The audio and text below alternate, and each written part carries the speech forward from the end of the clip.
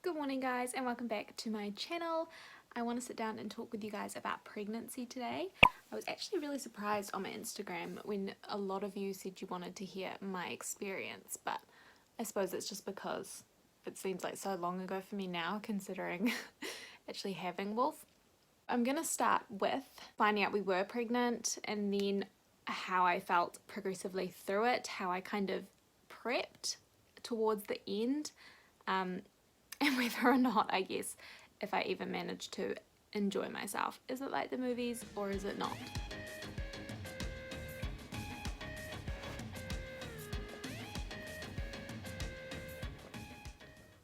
It all started with me being late for my period by 2 days. I had progressively been feeling more and more like I was getting my period. The normal cramps, the normal fatigue, the slight moodiness, whatever. But I also had sore boobs and my lower back was really sore. So we flew to Sydney for work and I was asking my friend Kez, because she is a mum, like, should I be eating these eggs if they're runny? Or should I be, I can't even remember now, but should I be doing blah blah blah? And she kept going, are you sure you're not pregnant? Because you keep thinking you're pregnant quite a lot. Jesse and I had gone off the pill because the pill for me really isn't good. So as soon as we got married, I was like, can I please just go off it? I mean, we're married, what's the worst that can happen? I can't even remember the maths of it all now, but it was that first cycle of ovulation that I managed to actually fall pregnant. I was there with Kez and we were gonna go and have a wine because we'd just had a first really big work session and we were both like, let's go have a wine and debrief before we have to go back for work. Bear in mind there was a 6-hour break, okay, so that's not irresponsible. I said, oh, let's just quickly pick up some pregnancy tests on the way back to the hotel so that I can just quickly whip it out and then we know that nothing's wrong and we can go and have a wine. I went into the bathroom at the hotel. I did the pregnancy test and I remember sitting there and just being like, no. I stared at it for about a minute before I walked out to Kez and I just looked at her and was like, that's wrong. I think that's wrong. Like, Kez was like, they can't be wrong, either you've got the hormone in your pee or you don't.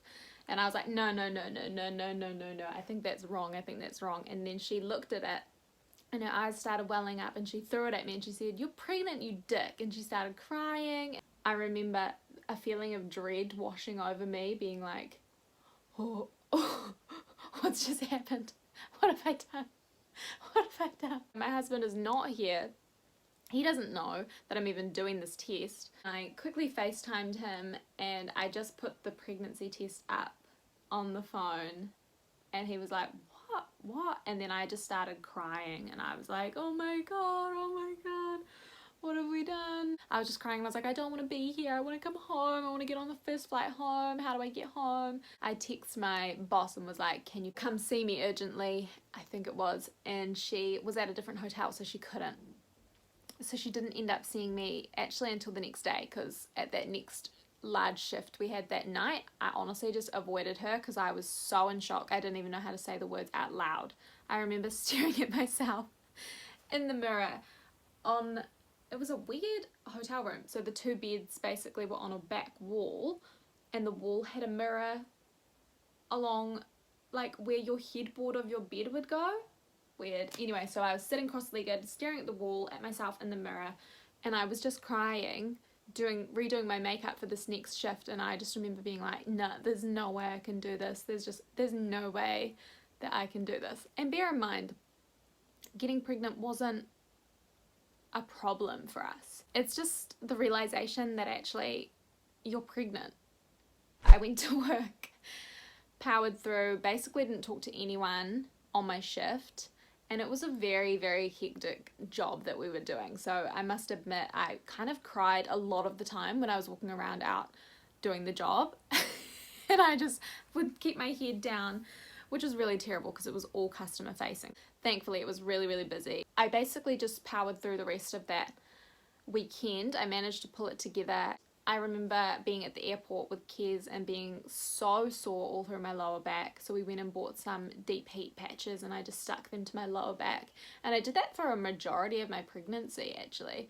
I must admit, lower back pain was my main thing in pregnancy that I struggled with. It was the most consistent thing. I had so many different symptoms. It kind of, for me, tended to change week to week. But the lower back pain 100% stayed. I remember sitting on the plane and everyone was talking about this, that and the other thing, and I'm just sitting there staring, watching Mulan, thinking, whoa, like my whole life has changed and not one person around here knows. I got home, I waited for Jesse to finally get home from work, and the immense peace that washed over me as soon as I saw him was honestly incredible. Like all my anxiousness completely gone. Seeing him and being in his presence again, it made the fear of it being real exciting that it's real, because it was shared with him.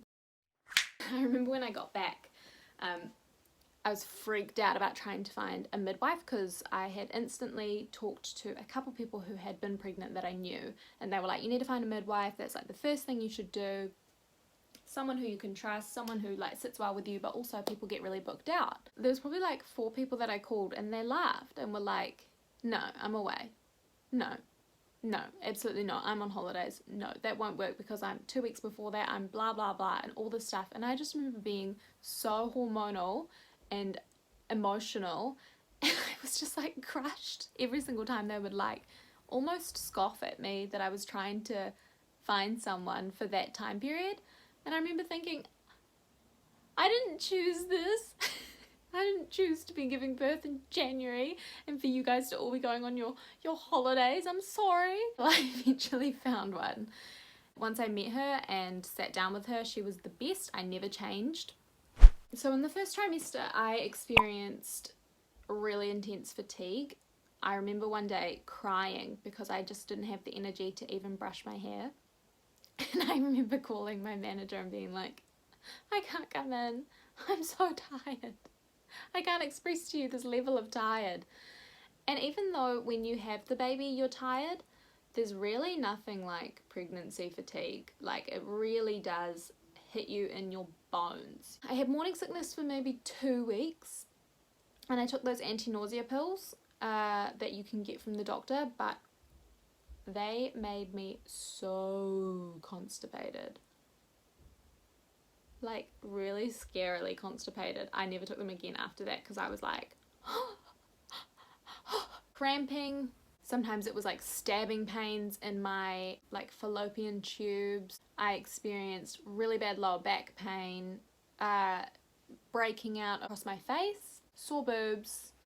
Oh, and my sense of smell was really bad, and I used to travel on public transport, so that was really gross because I could just smell everyone and everything really strongly, and that progressively got worse until probably like the second trimester, I think. A lot of this was nearly a year ago now for me, so it's quite hard to remember all of that stuff. Actually, something that I just remembered is I used to wake up with a metal taste in my mouth. Another symptom that I got when I was pregnant was discharge. Basically from the second I got pregnant until I gave birth, I just had it all the time, and that was something I did not know was a symptom, was a thing. I really hadn't heard that or read that anywhere. Definitely wasn't like the movies for me at all with my entire pregnancy, but I was pretty much 80% cheese scone by the end of my pregnancy. I ate those like every single day without fail for at least 6 months. So from July to August I gained 4 kgs and my midwife was like, oh, watch out, be careful with what you're eating. And she was right. I mean, I was eating pies. I was working in the city. I didn't want to bother trying to prep food because I was so tired, but also it was really hard to buy food that was healthy because there's so many restrictions on what you can even eat. I was hungry every 2 hours. I couldn't go past 2 hours before I would go and get food, which made it really hard in my role to keep it a secret. I remember somebody saying to me once they found out I was pregnant, they were like, I thought something was weird because he just started eating pies all the time, and you never used to eat like that. But I was so hungry, and I'd turn into a dick when I was so hungry, so that was really hard. At about 9 weeks, I woke up one night and I was bleeding, and I thought, oh, crap, I've just gotten my period. And then I thought, oh my god, I'm not supposed to be bleeding, I'm pregnant. I woke GC up and I was worried. We went to the hospital and we got an ultrasound, and we were there for maybe like 5 hours, and the baby was kicking around, thank god. It was all very cute. And eventually we went home, and that was so scary. I experienced spotting for maybe another week, and that really made me want to slow down at work, you know, stop stressing out and stuff, and I knew that I had to. That was definitely the first experience of me being like, whoa, okay, this is real. I could, you know, I've got to do my part. And I tried really hard to pull back my expectations of myself and just to chill out. However, as time progressed and I got more used to the fact that the baby was going to be fine, and all those same expectations came right back up and came really high again. The second trimester, honestly, it progressed really fast. I started to get my bump. I started to begin to enjoy it. The lower back pain really ramped up by this stage. I was probably unable to even bend over once without then being in agony the whole rest of the day. With my high expectation of myself, I would bend over. The lower back pain lasted for, I want to say, like 4 to 5 months consistently in agony. So I mean, if anyone who's lived in pain consistently totally understands how much that affects you. It really affected the way that I guess, bonded with pregnancy. Started going to the chiropractor twice a week. I also started to do pregnancy yoga. Oh, I loved it. It was just so good. It was really stretching, kept me really limber, gave me really good breathing exercises, helped me to really connect with the baby, connect with my body, really embrace what I was going through. We did our antenatal classes in the 3rd trimester. It was really good to have an eye-opening course to empower both parties in what they can actually do. It wasn't like, oh mum, you're amazing, you're doing it all. It was very much like parenthood is a partnership, and dad is not there to be a babysitter who shows up sometimes. Dad's there to be dad. And that was really good to then, you know, discuss that when we went home, and what were our expectations of each other, and what did we think moving forward we wanted to do throughout the rest of our pregnancy to get us prepared. Loved it, loved it, loved it. And then we had our baby shower in November, and that was so good. And I just finished work, and so I was just in the best place to really be so excited that I was finally having a baby. And we didn't know what Wolf was, whether he was a boy or a girl. We chose not to find out until birth. So once we're at that stage too, it got really exciting about like, what are we having? Hello. Wolf has found his hands, and he now likes to shove them so far down his throat that he gags.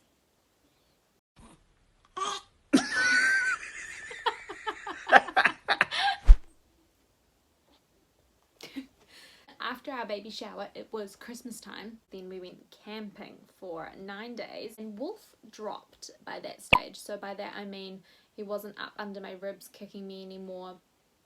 He was very low. I could feel his head right in my pubic bone. When I would walk, I had started to really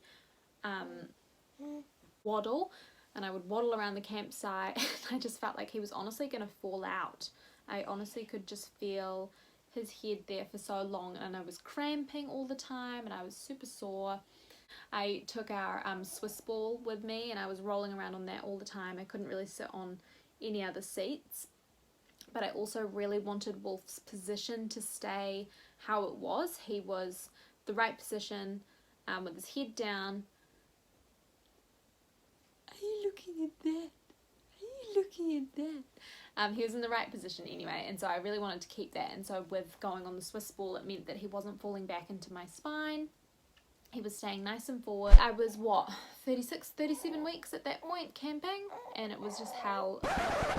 Okay, I really want to add in here that I was really beginning to struggle by this stage. I was barely sleeping. That wasn't only because the pregnancy pillow took up basically the entire camper bed, or the Braxton Hicks, or needing to pee. It was the fact that my hips were so sore from only being able to lie on my side and being so big now that I had to get up and actually walk around to relieve some of the pressure on them. Turning over at night took about 30 seconds to do each time, and so that was honestly emotional by this point. I would wake up and I would be so upset that I had to move and roll over, and it was going to take such an effort to even do it. And not only that, my reflux was through the roof. I was drinking Gaviscon like it was tap water. Showering now was extremely difficult, and that was mainly because standing on my feet for that long in the shower made them so sore. They would ache. And despite Wolf having dropped, and you would have thought that that would have relieved some pressure on my lungs, nope. I was really trying to go into labour once we got back from camping. That's when I started to take raspberry leaf tea.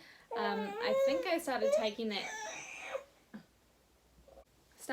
that once a day, and then eventually ramped up to about 3 times a day by week 39. And I was taking evening primrose oil. I was going for curb walks every day, which is where you walk one leg on the curb and one leg off, so it kind of like jars your body as you're doing that. So I was walking around the block doing that every single day.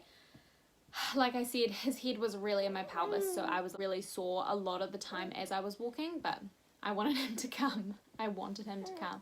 We were sleeping together a lot. I was having, you know, all the spicy curries and, you know, eating dates, all the little natural remedies you can do to go into labour. I ended up going into labour at 39 weeks and 3 days, I think it was. So we had a due date of the 28th at first by his growth scan, but by my period dates, he was actually due on the 23rd, and we ended up having him on the 20th.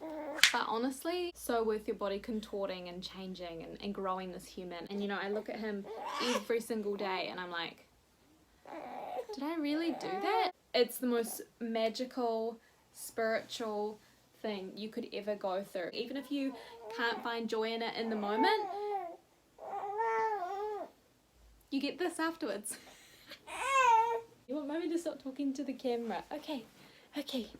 Well, okay guys, I really hope that I actually explained that in a way that was relatable and insightful for you guys.